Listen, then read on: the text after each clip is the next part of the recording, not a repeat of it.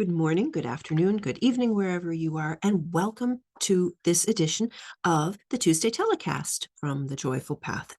And I'm excited to bring to the Joyful Path somebody who's on her own joyful path and another podcast host. And that is none other than my friend Jackie Scully. Jackie is a beam of sunshine, and she hasn't always been there. She had got herself there, like many of us did. And she is the host of the Teacher Story, which has been running for a long time, about ways to really be in education in a way in which we are aligned with humanity.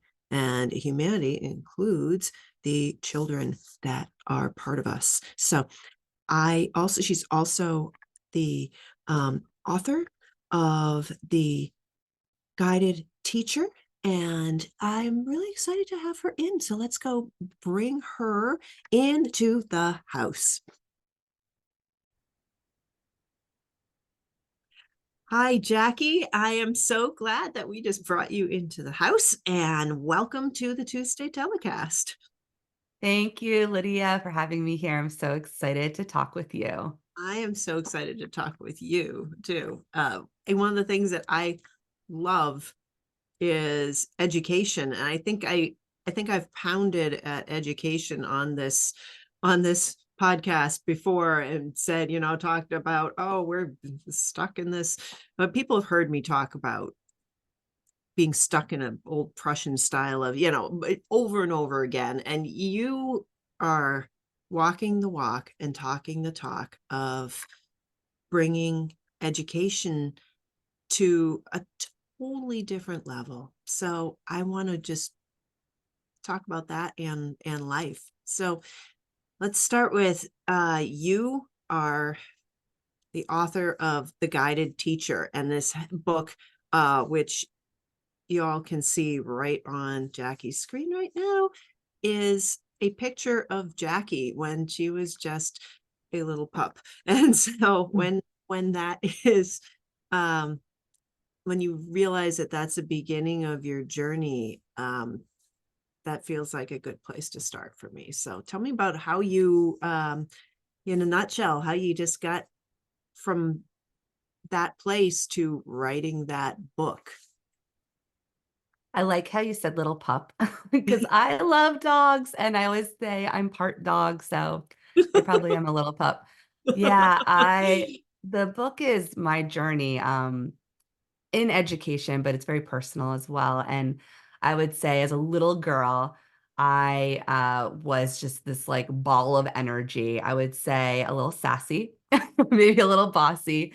But I had this unbelievable confidence. Like I just was like, I could do anything. I could be anything. I want to go on adventures. And I would gather all my friends in the neighborhood and say, let's go on an adventure in the woods. And it's funny because I still kind of do that today. I like to get lost in the woods. Yeah. And then I write about how I entered the school system and little by little became very deflated. And that confidence was kind of, dwindling. And I was put into this sense of you're got a reading disability here. You need help here. You're not strong here. It was a lot of like, here are the things that you aren't good at. And we're going to highlight that. And we're not going to highlight the brilliance. And actually, your brilliance of being bubbly and energy and very talkative and wanting to talk to kids and interview kids, which is funny because now I interview people on my podcast, was actually like, don't do that, right? Like I had a phone call home from like first grade teacher going, Jackie talks too much. She wants to teach the class. I'm like, that's kind of funny.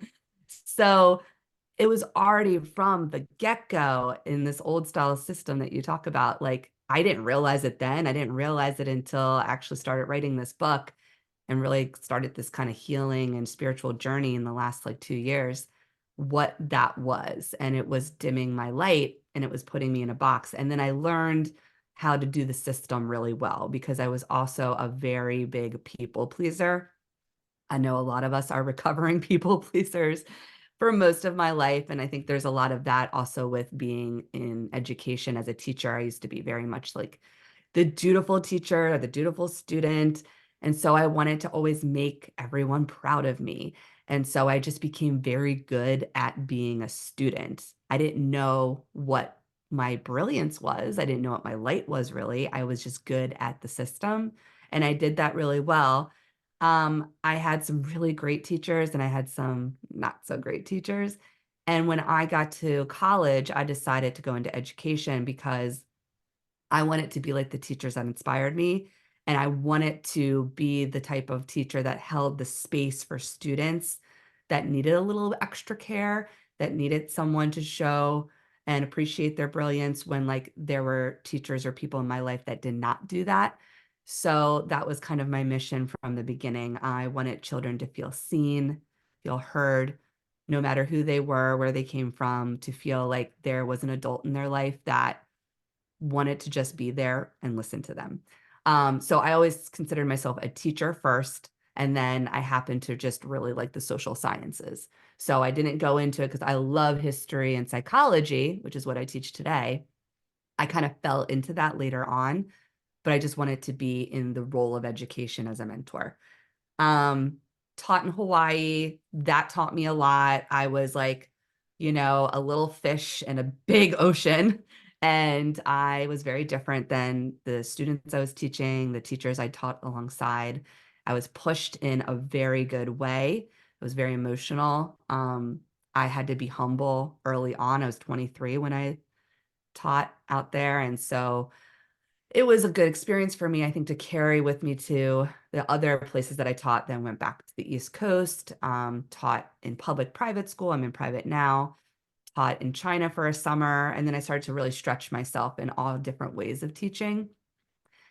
And then with the pandemic, I got to the point where I was kind of getting burnt out and done with the let's keep doing, putting more on your plate and taking away resources and not giving any kind of sense of appreciation.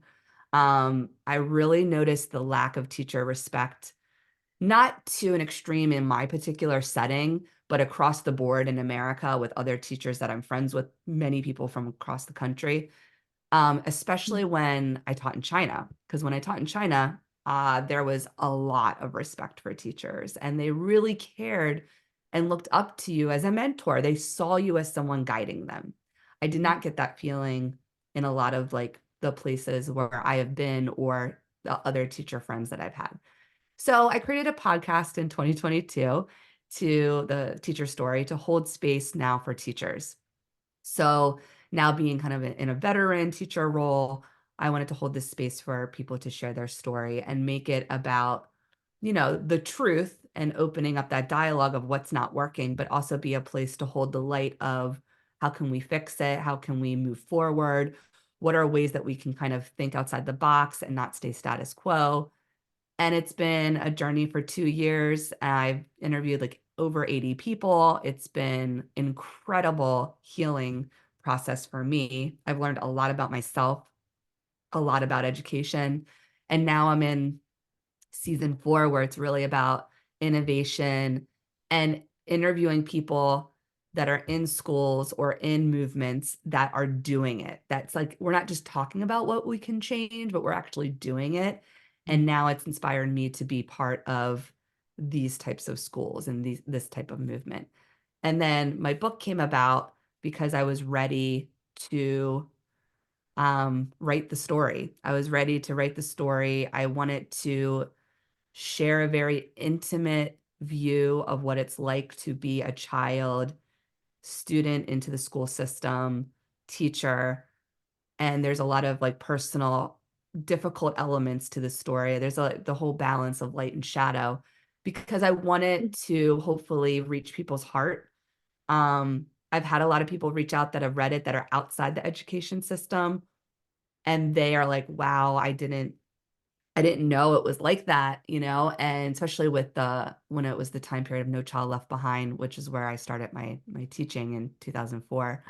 Um, and also people connecting to the story of being a student and how they're like, yeah, like I've gone through those challenges. I felt like I was put into a box. I was bullied by not only students, but maybe teachers. Like I felt that I couldn't shine, or so I think it's now part of this. I want to say, like, I lead from my heart, and I believe any movement needs to have heart in it, and it needs to be done with grace, with love. I don't I don't think anything really changes with, like, sometimes it does. Revolutions have changed things, but with, like, extreme force, right? Like, I think people really respond to love and to giving an opening of, well, I'm going to share my intimate story. I'm going to go there and be that vulnerable. And then it slowly maybe allows certain people to want to share their story and open up. And I think that's actually how you can make change happen. Yeah. Um, so that's kind of where my story and where I've been at with Mm, this work. yeah. The the stories, when we actually write a book, then people can read in their own time and sit with something, as opposed to if we're telling our story all the time, then it's an access, but people get it at the moment, and we can. I like the idea of books, and as I've kind of sat with this myself, and I think a lot of people are sitting with this, gee, do I have a story? What is my story? And that society is opening up to stories because of stories like yours, and saying, the student in me, which I personally think is, there's a student in everyone. If we stop being a student of life, then we stagnate. And my journey, what, even if we just journal, even if we write a song about it, even if we put it down and we process it, we grow, we heal, and the more we raise that awareness and that vibration, and that, so that we can go out and spread that, it's a ripple effect. And the more people that do this, the more that we show up in a way for our kids, Mm, our mm, students. It's really beautiful. mm, So I love that you actually, while you were on this journey, you actually came to the point where you wrote a book about it, so that people who don't know you, who don't sit on a screen with you like this, or sit on a couch or go on a walk with you, can read your story. mm. Thank you. That Yeah. um, I also, your podcast is something that, when I look at all of the teachers in the world, some are teachers and some are not, but that there's more of a teacher in us than we realize. The teaching isn't all being in a classroom, but it's Mhm. also when we share how to cook, or just guide, instruct, support our own children when they are learning how to cook, or how to get on a school bus for the first time, or to whatever it is. We are teachers. To know how to Mm, nurture that part of each of us is is something that we've almost lost in parts of society, and to come back to that and say, yeah, this is part of who I am, and it's natural. It's I don't do it all the time for everyone, but I need to show up for my own family, and for my nieces, my nephews, whoever it mm, is.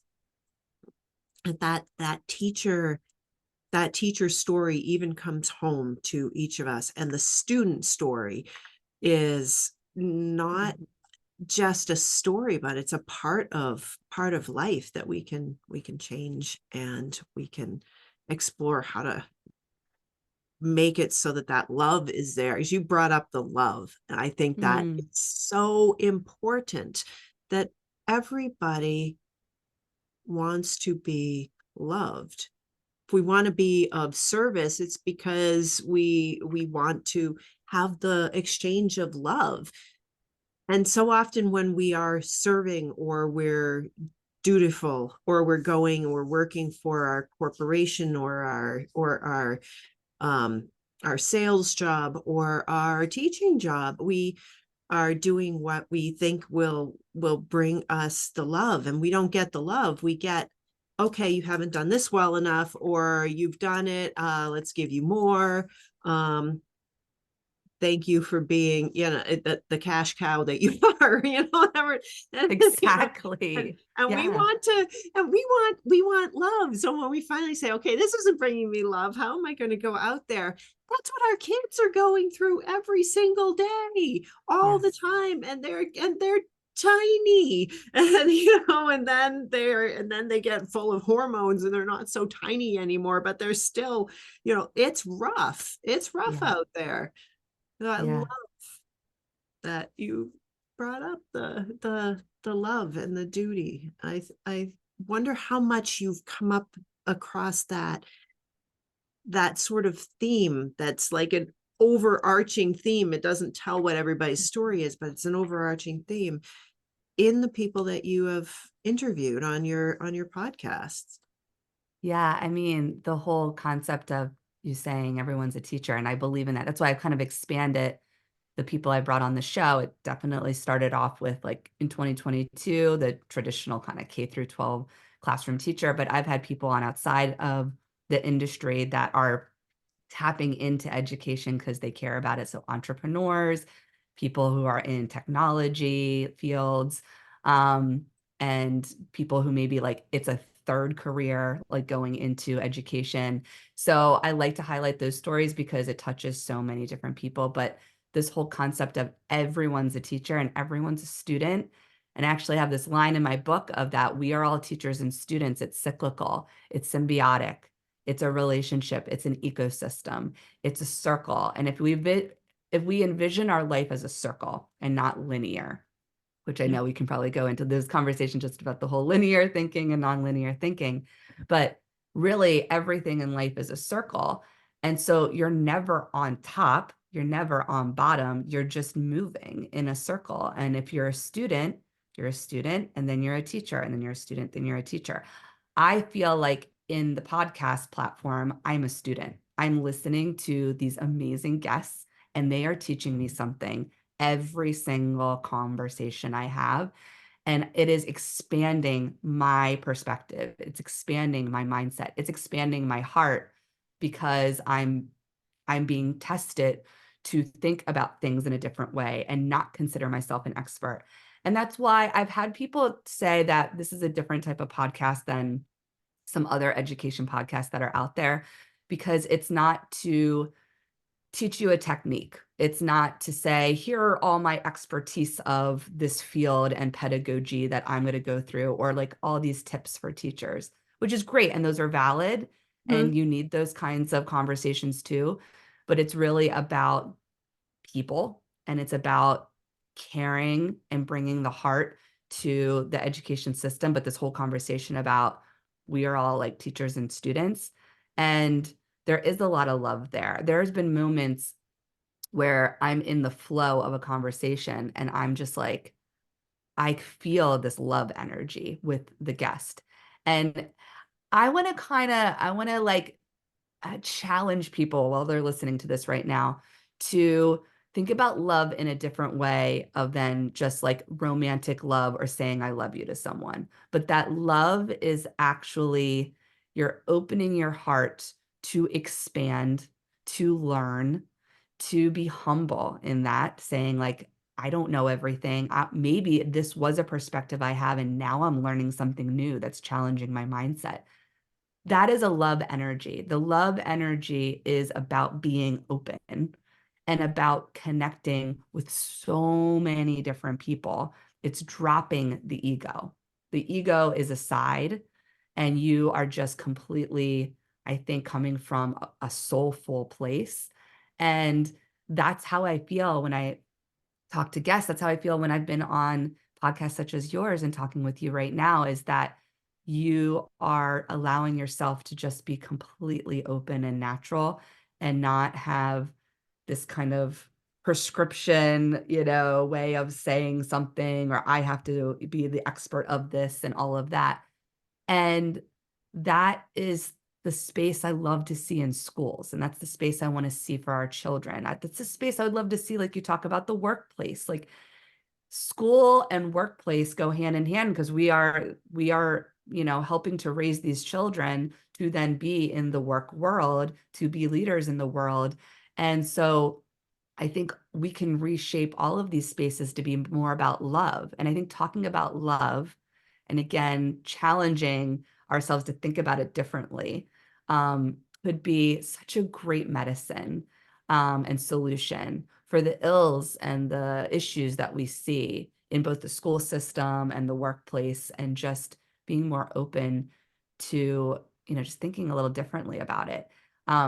The children right now that I have seen in front of me, and I'm at a very good school, when you think about like this school is doing very well, and these children come from, most of them, really, really good backgrounds, they're still very stressed out, and they still put a lot of pressure on themselves, and they're all about competition. And it still goes to lack instead of abundance. So the lack mindset of, I'm not doing well in this. So whenever you have a parent conference, it's always like, well, so and so is not doing well in this subject. Well, why aren't we going right to the first? Where are they, succeeding? Why isn't that the first part? And of course, we don't want to give everyone like, trophies and blue ribbons and saying, you don't have to work on anything, you're perfect. Like, no, that's not what we're wanting to do. But why is the default, let's go to lack first, instead of let's go to your brilliance first? And yeah, there's areas that we want to improve in. So like, I want to talk about my work. I am not great at everything at all. I am not a great teacher in every kind of way. There are times I am very disorganized. There are times I have too much on my plate, and I'm not putting the care into what I really want to, put into this lesson or this, class. Um, but I go to the strengths of, I always show up for my kids, and I create a space that is calming, that is filled with that love energy, that is going to be a place where they can just be themselves. I never raise my voice. That's happened a couple of times in my life, and especially younger, if I've had a rambunctious class. But you start with creating the space and the energy of love and of care, and I think calm, right? Because we need to like have a centered kind of environment, especially when we're all in all this technology. And then, yeah, then there's those things that I'm like, I got to work on this. Maybe I need to work on planning things out a little bit more, and like being a little bit more organized in that way. I'm like if you were to look at like my workspace, now it's pretty clean, but for a while it's like a chaotic organization. Like I know what's going on, but it's kind of a hot mess. But I think that's how we need to approach children and schools and workplaces, is like, here's what you're doing well. This is such a great part of what you bring to the table. You bring this to the team. You bring this to the classroom. And then shine there, build that up. And then these are the things that we also need to tweak and we need to work on, right? Because we always want to know that we're a work in progress and we have Mhm. things that we want to improve. But I think we need to get away from the default of, this is what you're not doing well in, and that's what we're focusing on. Um, Yeah. we need to love our children, and there's nothing wrong with loving your children. Doesn't mean going into like the classroom or being in a professional setting saying, I love you to everyone, but just bring that openness of like, I care about every single one of you. And I want you all to do well. I want you all to thrive as humans. And kids pick up on that energy even more Yes. so than adults. They do. Yes. They know when adults in their life care about them, and they know when adults are just there to do a job or just like dictate, a lesson or whatever that is.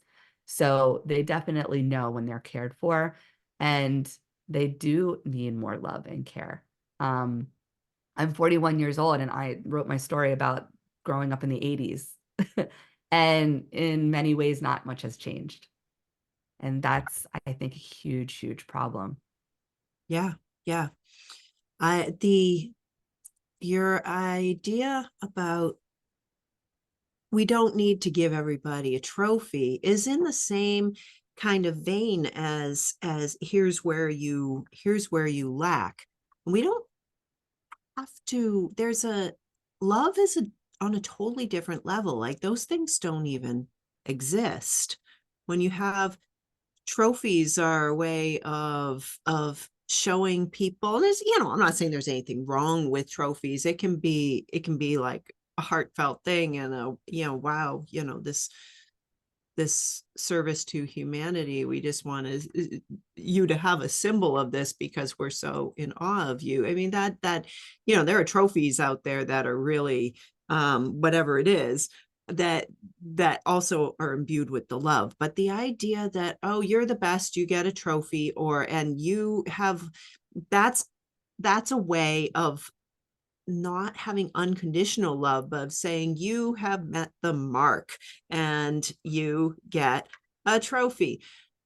And I won a spelling bee, when I was younger, and I got, some sort of a writing award, and I felt like, oh, this is love. But then was it love later? No, it was a trophy. And wrapping, it's okay to be proud of something and say, I worked really hard for that. But when we question ourselves and say, we did I receive love? Did I give love? Am I at peace with this? Everything that you're saying brings a real humanity to the table, that we have care, and that a classroom ultimately should be calm. But sometimes it's going to be calm and curious, and sometimes it's going to be calm and stimulated at the same time. That the mind is stimulated, the curiosity is stimulated, the stimulation toward what somebody is bringing in that's different. And if you're an overarching thinker, you say, oh, that goes with that. And if you're a person who dives in deep, you can say, ooh, I want to rabbit hole on that subject. Because we having the open space for that is what I really, really love about everything that you're saying. That when we have a parent teacher conference, that everything comes from a place of love. Here is where there's brilliance, and here is where there's excitement, and here is where we're not going into that as much. And I'd love to explore if we can make that more exciting or more curious, or if there's a better way to do that, as opposed to saying this is where we lack and this is where we are meeting the mark. As you said, we don't even say where we're meeting the mark. We like it's the language is so different than one of what are we learning today. Here's what I'm curious about, and I want to hear what you're curious about, and it's flow, it's love, it's like a family on a vacation. It's like it's different, and it's where we're supposed to be. This stuff of labeling what's right and what's wrong is not the normal. It's really actually way out here on what's dysregulated about the way that we deal with one another. We can teach, and we can live, and we can learn in a loving flow, just a human flow. Yeah, and that would be such an exciting place to show up to school or show up to your workplace, show up anywhere every day and be like, I get to be myself. I have other people who see what I bring to the table and I see what they bring to the table, and we're different, and we're just like creating something, and we're in flow together. And I always talk about this, that it should be more about process than product. So not getting the A or getting the trophy or the award. Again, feels good when you get acknowledged, but you could be acknowledged just by being a community member and someone saying, I really like how you said that. You made me think differently about that perspective. Or, oh, that art that you created, it's really beautiful. Like you kind of like brought something to this classroom by like making this piece of art and hanging up in the classroom. That to me is like worth more than a trophy. You know, when you have acknowledgement from your peers that see something special, and they're seeing that you are bringing love to the community by your contributions. And that's all about this process of curiosity, like you mentioned, learning together, sharing, you know, the different perspectives and the different talents and skills that you have, and then tweaking things together and problem solving, like, hey, you know, like I'm not so great in this area, but you are, can you help me? And then the peers are all, again, students and teachers. Like if everyone in the classroom is on the same level with the teacher, or like, you know, now in a lot of new types of schools, they call them like learning facilitators or just mentors, right? Or you're just there, you know, to bring kind of just a little bit of like structure and guidance, but really it's the students, they're students and teachers together. And I just keep going back to the circle. It's like not that difficult. If we can envision all of these community spaces, school, workplace, everything we do in different organizations outside of that as a circle, and bringing everyone into, even like just starting a class, starting a meeting where everyone's in a circle. And maybe again, there's a facilitator for guidance, but there isn't like you looking at one person like, okay, tell me what to do now. Tell me how to lead. Like, no, we're all forming this together. And I think that's natural. That's the way we were born into this world. You know, like I Right. talked about how I was as a little kid. I was like, I just went out to, it's funny talking about a circle. I grew up on a circle and I would go out. My parents would always say, you would go out to the circle and go, friends, friends, where are you? And I would just like come out because I just wanted everyone to come to the circle to gather so we could figure out like, what are we going to do today? What's going to be our play? What's going to be our exploration?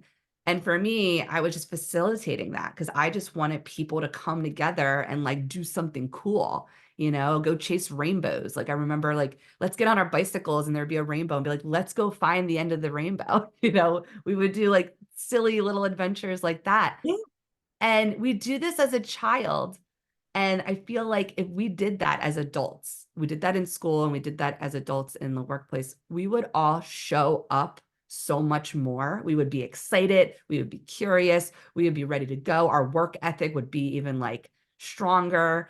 We'd probably be more productive. Like all the things we want to look at, you know, in industry as like productivity, you probably would have more of that if you came to a place that was a circle, right? And you came where everyone is sharing their ideas and you had that facilitator role there to kind Mm. of guide the conversation or guide the project that you're doing. Um, I would really love to flip like education, like teacher training programs on its head and not be about you become a subject expert at all. Like you can go into a field that you feel like you have strengths in and that you can also give more of that maybe like guidance in if some students are doing like a STEM project or an arts project. Sure. But I think if you want to be an educator, it's more about how do we facilitate conversations? How do we facilitate projects? How do we learn more about all types of children and all types of thinking? I think there needs to be a lot more psychology, and specifically cognitive psychology in the training. Um, so, I mean, if we're really going to start to shift the system, I think we got to also go to how are we doing these education teacher training programs, you know, because if they don't change, we're not changing the people that we're funneling into the schools as well. But yeah, I have a lot of ideas and I think I have a curriculum at the end of my book. I think I want to start with trying to speak more about this like curriculum I have is consciousness curriculum of how do we tap into our light and our brilliance, and then how do we share it in our community and do something with it in this kind of community circle type of aspect. And I just want to start sharing that more because I don't think it's hard to do. And it doesn't take, like, we're always like, schools are underfunded. They are. Teacher salaries are underfunded. They are. And that's something we need to, like, for policymakers, really address. But the structure that I'm talking about, we can just do that. We could just do it now. We could do it in all schools. Like, why can't we just change the way we approach school and approach the classroom and the schedule and all of that and make it more inclusive and more about the students kind of guiding and running a little bit of what they want to do. And we, again, as the adults, are facilitating and making sure there's safe structure, with that. But I don't think it's something that we have to like upend the whole system. We need all this money thrown at the system to change it. It just takes, I think, us thinking about, the roles differently, um, and just taking a little bit of a risk and trying something new. And it may or Mhm. may not work. And why not? It's an experiment. Like, everything's an experiment. Right. It's like, are there things that are failing in the system now? Sure. So what risk is it? Is it going to be any worse? There's the idea of letting students lead. If we were to, one way to just jump into this would be to create a new summer camp, or create a new, and say the purpose of this is going to be to shift who is guiding at the time our direction, and you just go with it and see how it goes. The idea of students leading and kids leading, and what and your story about the circle, the cul-de-sac, or whatever it was that you were living on, and that everybody was there. And there's something that we have maybe lost in, I don't think everybody's lost this, I think but school systems don't go to something that students have inherently in them, and we all have this, and it's our propensity to ask what and why, we and maybe where, that those fundamental questions that when we're little, when our kids are little, they say, what's that? And we can teach them. If we don't have time, say, hold on a minute, I'll show you what that is, in an hour when I'm done with this. And then you explore what? You explore why. Why is that a thing? We do get, because of areas of interest and areas of hyper interest, or whatever it is, we gain expertise, right? And expertise is that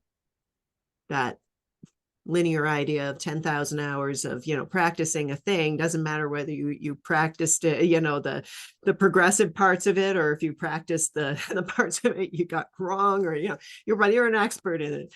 Yeah. But whatever we've really dived into in our lives, students naturally become curious about that. I become curious about that. You are a teacher in a system. What's that like? Why do they do that? Mm.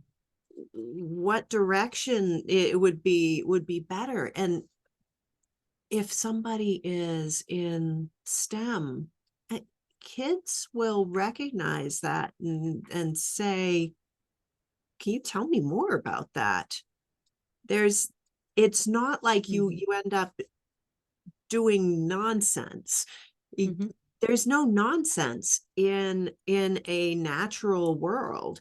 There's Mm. play, and there's learning through the play, and there's working toward a common goal, or a maybe a necessary goal. We need to eat. What how do we why do we do that?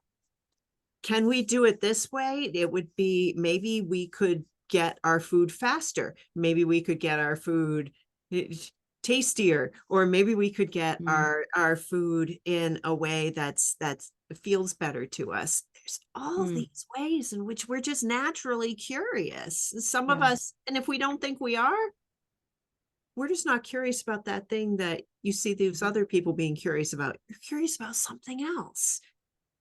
It's natural. It is natural. Yeah. Everything that I'm hearing you saying about Yeah. let the kids lead.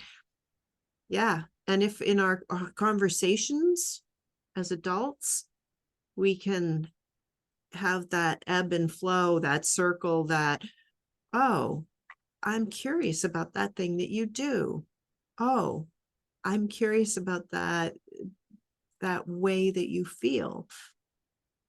We bring about Mm. a natural education and a natural Mm. progress, and progress is still made. In fact, it's heightened. That's the thing that I Yeah. get out of your story that is so wonderful, and I want everybody to hear that And it's there's all purposeful. Like every conversation you have, everything that you do in life, and this has become more apparent to me actually this year, 2024, is everything is purposeful. There is no waste of time. And that's what I drives me crazy, like within school systems, like we don't want to waste time. We don't want to do this. That's going to waste time. Our time is precious. I'm like, it's all purposeful. Kids show up, we create the space for having conversations with them. When I have students sit in my classroom at lunchtime and we're just like, talking shop. I got a kid who has a YouTube. He interviews like old rock and roll stars. I'm like, that is super cool. Please tell me about that. That is purposeful.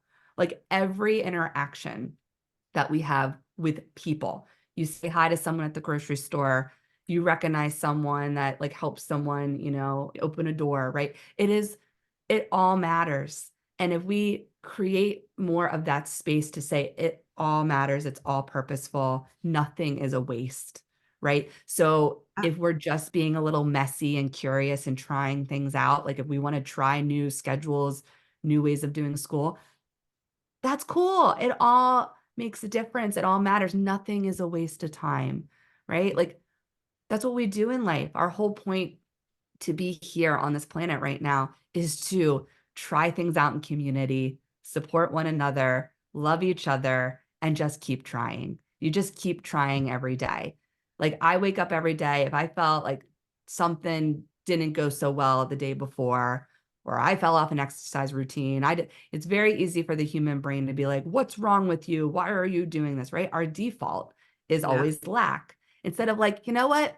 It's a new day. I'm going to try again. I'm going to try again in this lesson. I'm going to try again with my exercise. I'm going to try again in this conversation with someone. That's all it is. When you do that, there is such surrender. There is such surrender to the flow of life that you yeah. could just be. And it is okay to just be. Just show up, just be, try some things on. It's nothing's gonna fall apart. Like, Right. If we you don't think take that's things so seriously. right, and if we don't think that's progressive, and if that's that it's not like you will just constantly be floating around saying, "Oh, whatever," because you figure out what you say. I I haven't exercised again, and I haven't exercised again. Why do I even want to exercise? And you can just go to that and, oh, here's what I actually like doing better. I like dancing with my friends. Okay, that's my exercise. Wait, why am I doing this? After a while, those questions just happen because we're naturally curious. We're Yeah, naturally curious. So surrendering, going with the flow. I can hear the judgmental parts of us, the judgmental parts of the audience, somebody coming into this show and see what is this schlock, you know, and, but bunch of freewheeling fairies that are just yes, please call me that. I would love that. I will be a fairy in a forest any day. place where like, oh, I like this place, I'm going to settle here, and I'm going to do, and you're going to have progress in that thing that you're Yeah. sitting in. You're still accomplishing things, you know? Right. Nothing is a waste of time, including people who you see who are acting out, who are uncomfortable. That's not a waste of time either. Mhm. Hey, are you struggling? Or, what can I hear? Mhm. What can I learn? And all of a sudden, when we just show that curiosity and that love, there's no time wasted there. All of a sudden, Yes. you might have your next neurosurgeon by making that connection and saying, why are you struggling? Can I listen? Can I help? You may have your next greatest chef. You may have you don't know. You may see art that is so inspiring just by having that conversation. There's no wasted time anywhere. Yeah. No waste of time. And I think touching on what you were just saying is another key point is observation. I think we could all work on being, better at observation because we're distracted, right? We're got our phones, we're super hyper overscheduled, very busy. American Western culture is all about, again, doing Yeah. all these things. We're doing all these things. But when we can be observant and really pay attention to our surroundings, to the people and what they're doing, and then be like active listeners in that and like active like observers and then give that feedback, that goes such a long way. And I think that also is a huge part in the whole student and teacher and circle is the observation. It's just observing each other and seeing like when we slow down just a little bit and we come back to like the people in front of us and seeing what they're doing. And then we're like, huh, that's really cool, right? That's really beautiful. Or this made me think about this in a different way. It just it just adds so much more, and then that's progress, right? Because when we're distracted, I think is when we're more separate. So when we're distracted and we're doing a bunch of things and we're on our phones, we're separating ourselves more so, and when we separate more so, we don't see the magic, we don't see the brilliance, we don't see the light, we just see what's wrong.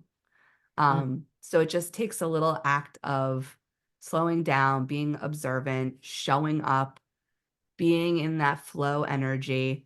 Um, and, I think less structure, we don't need more structure. I'm all about less structure. I would love to take away some of the scaffolding and structure in schools. And I know that's super against like pedagogy. Like I'm that radical teacher of like, oh, take away scaffolding and structure, just like a little bit, just give a little bit more room for play and for these conversations and curiosity.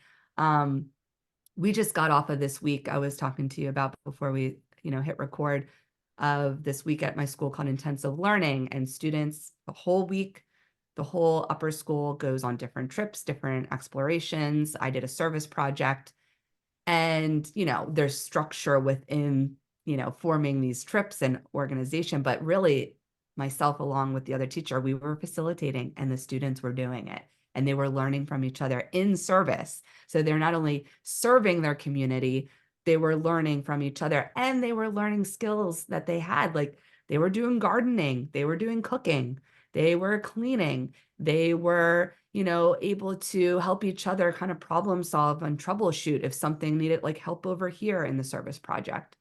And myself and the other teacher were just kind of like the facilitators, observing, facilitating, moving things around, making sure everything was safe, right? Kids were doing what they were supposed to, but they were doing it.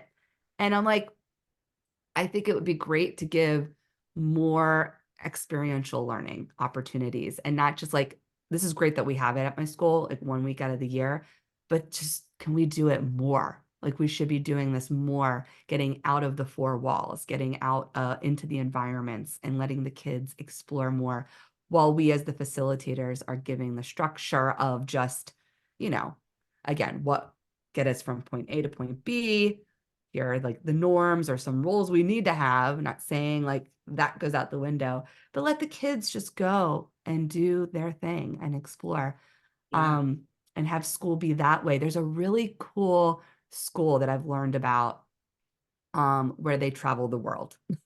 And, I don't know what that costs and like how, inclusive that is.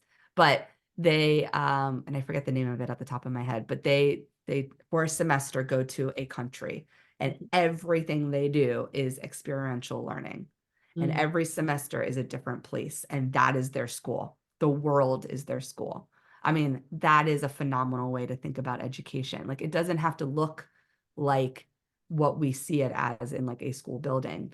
And every family and child learns, differently and has different wants and needs. So school doesn't have to be one size fits all. It could look like a lot of different things.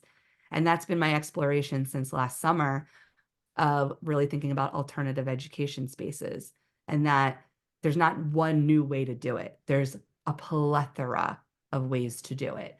And online school space is not what people think of like virtual school of 2020, like when we all had to pivot and go virtual school. That's not, a lot of these new online school spaces are doing things also out in the environment, like giving kids projects and opportunities to do internships, to go work in the field.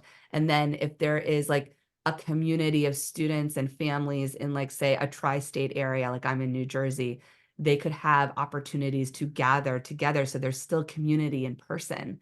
So online school isn't just about like being on a Zoom and teaching a history lesson. Learning the And same that, old thing in the same old yeah. way and sticking it in the same old box with And that's not more what it is. constraints. Right. And that's what people think when you're like, oh, you want to do online school or you want to do this? I'm like, it's not what we were doing in March 2020 when we went into lockdown. That was just pivoting from a brick and mortar school to online, but doing our whole same school system. That clearly did not work. Right. Yeah. So it's using the technology to connect more people from across the globe while also creating experiences in their communities and gathering with people who are also part of that program online, but now they're also not that far out of reach in person. I think that's super, super progressive. And you're creating a truly a hybrid system.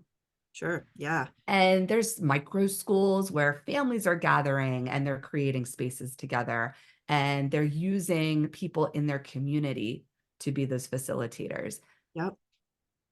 There's so many ways to do it. There's so many ways to just be creating new systems.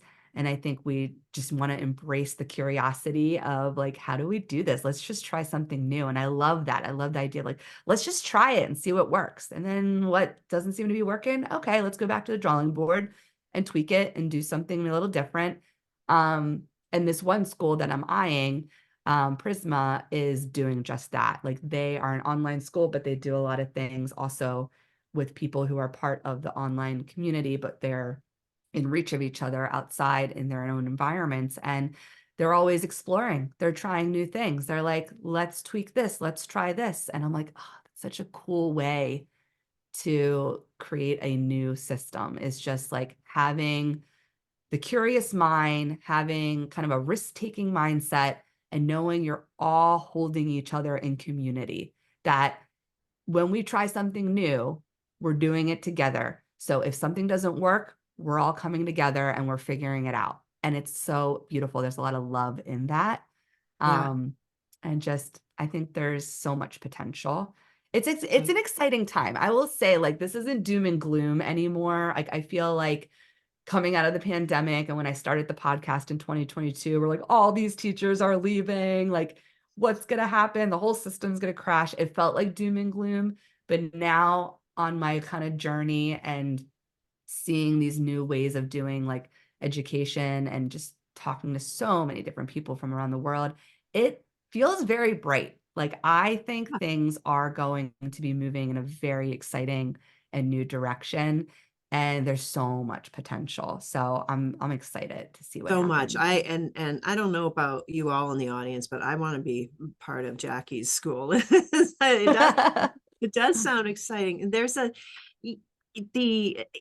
the idea of what we have, distraction.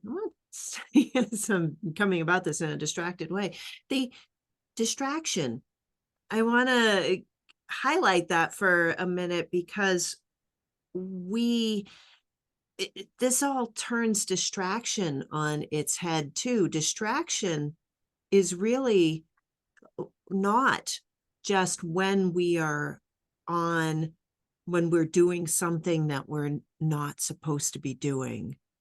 We Distraction is when we are doing something that we're supposed to be doing, when we think, oh, I need to get and I need to turn in and I need to Yes. check in with and I need to answer and those are all things that when Yeah. we're just actually in a flow state, and I know it sounds like woo woo, but when we are just actually communicating with each other, listening, with the parts of us that have always been there to listen, like our gut and our heart, all of these are actually part of the whole system of communicating with one another and say, I'm hearing these words, but I'm feeling like something is not being said. Something is not. That is not distraction, being distracted by that. I feel like Mm, something is not being said. That is mm, focus. That is actually a part of us that's focusing in on what maybe is what the person is really trying to say, or how the person is struggling, mm, or how the person isn't connecting to us. When we're distracted, that's where our interest is mm, really going. And if our interest is going there, and we as a guide notice that somebody's interest is going somewhere else, mm, you can look at that and say, what is it that I'm not portraying here? Or how is that person, that student, having a barrier to what mm, I am saying? Because they maybe simply don't hear as well. They maybe have mhm, actually, a hearing issue or a processing issue, and they just process it differently. And we come around to what they're curious about. Suddenly we say, is that's not distraction, that's focus. mhm, Distraction is mhm, all this other stuff that we think we should be doing, mm, and how we think we should be showing up in the world so that we get the things that we mm, want.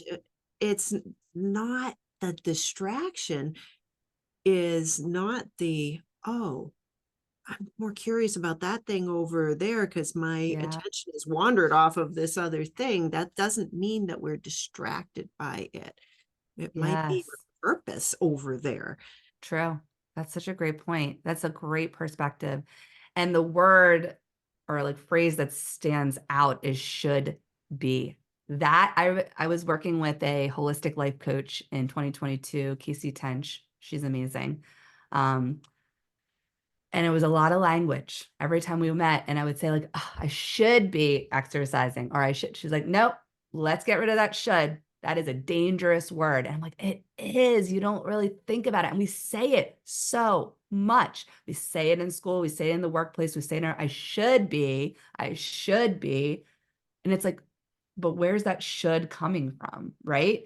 Instead of like, I want to do this, I like have intrinsic motivation. I want to do this. So it's like changing the should to like, I want to do this.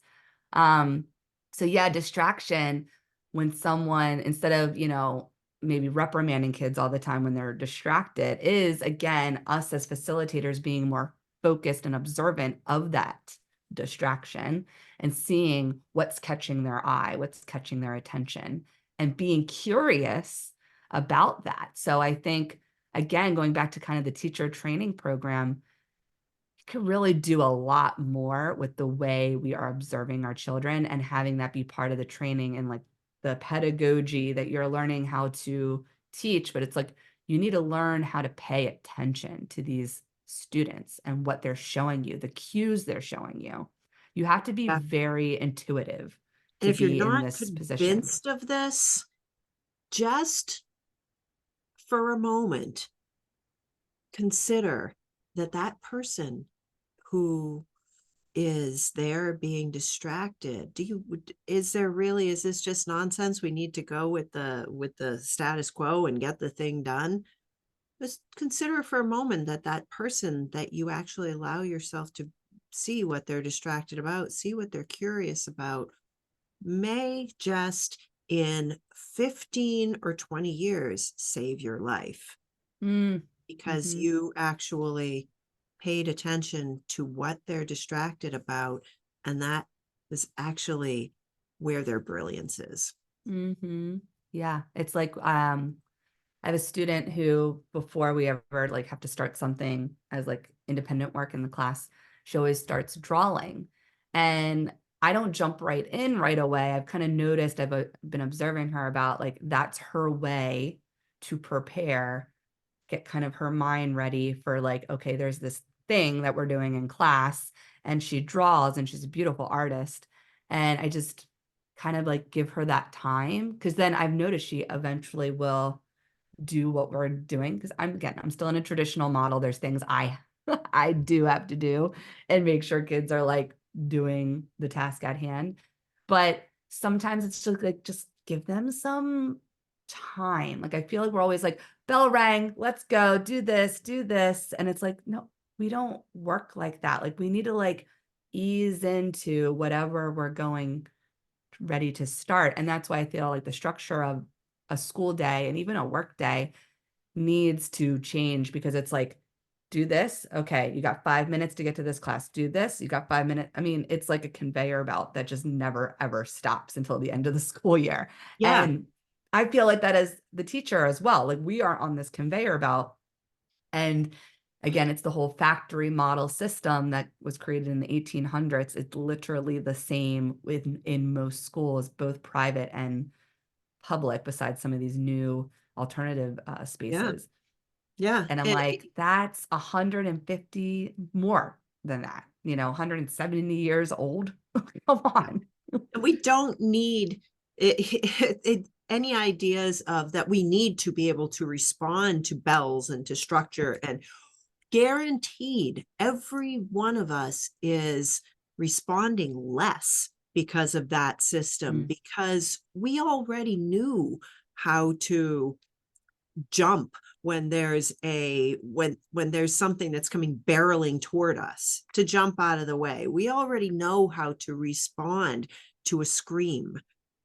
But the more that we have these things that listen to the bell, listen to the mm, bell, listen to the bell, we're going to start realizing what nonsense the bell is. And all of a sudden, we don't start hearing the real screams in our lives. We mm, don't start hearing or seeing the mm, things that are hurtling toward us, because we think it's not real. Nothing's real.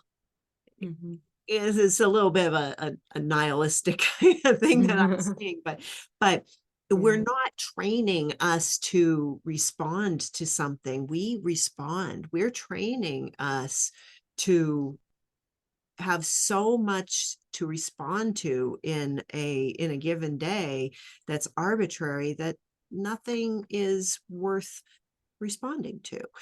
Yeah. When we just have something that is when we allow for the student to draw and then do their work, Mhm, that is more natural, and without mhm. saying, this is the freaking bell, you need to perform when the the Right now, freaking let's go. bell happens.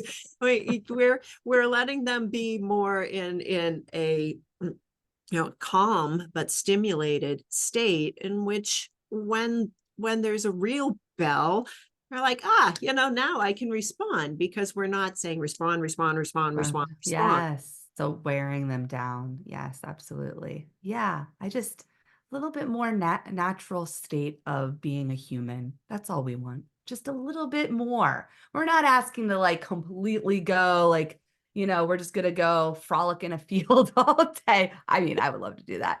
But Me too. yeah, I would love to do that. But maybe one day. But we're just like just starting small, like just a little less structure, a little bit more natural way of being a human, right? We are not robots. We are not AI, right? We are humans that do flow naturally. We're in an ecosystem. We are animals. So I look at animals. I was watching a family of deer walk by like our yard this morning, and I'm just like, oh, it's so peaceful. They just gather in community and they just observe, get their food, explore. They're curious. I'm like, that is so cool. Like, we're animals too. Like, we need to just be a little bit more natural about the way we are living our lives. Yeah, absolutely. So as we close this out, I just want to make sure that I ask you, the guided teacher, the guidance, where does the guidance come from? So when that title first came to me, it was definitely this connection of spirit and like my connection to source, God, universe. I believe in all of that. I call it all those things. But anymore, as I move through my life and this journey, the guidance and the guided teacher and just my life is from all of you. I'm guided by my community. I am guided by the people that I have the privilege to meet and that have these beautiful conversations such as you, Lydia. Like, I really mean that. Like, I and I think God wanted it that way. And I think universe, the source, the energy is that we are all here to guide each other. We're Mm, all here to help each other and do that with love. Um, I think that's really like the purpose of everything. beautiful. Thank you so Yeah. much for being on the show, Thank Jackie. I am you. so happy to have you here. And all of you, if you would like to connect with Jackie to see her podcasts, and get her book, there's it's down in the show notes. So I appreciate you. I appreciate you. Thank you. I always feel in such love and flow when I'm talking with you, and it's been such a joy this morning. I love this conversation. It is a joy. Thank you. Thank you. Thank you all for being here. And that was Jackie Scully. Like I said, her stuff, her book and her podcasts, and all of the connection to her is down in the show notes. And I want to make sure that I shout out all of you who stuck with this podcast to the end, because you are curious, and I want to know what you're curious about and where your passion is, because the world needs that uniqueness that you have. The world needs you. So thank you for being here. If you liked this, please hit like. And if you haven't done it already, please ever so gently push the subscribe button. I appreciate you, and I will see you next week on the Tuesday telecast from The Joyful Path. Ciao.